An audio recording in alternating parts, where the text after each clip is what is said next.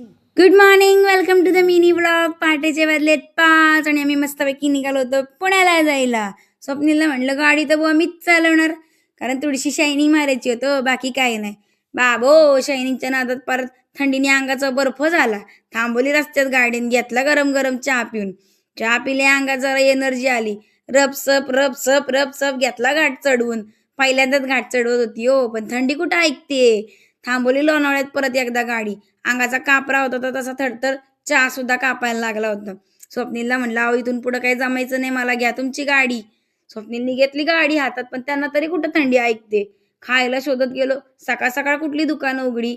भेटला भजीपाव, तोंड वाकडं करत तसाच तो घेतला खाऊन. मग डायरेक्ट घरी येऊन थांबलो. म्हणले आता जाम भूक लागले, काय भूक ऐक नाही. मग काय बनवले मस्त गरम गरम पोहे. हे बघा कटिंग करून आले होते म्हणून जरासं शायनिंग मारत होते.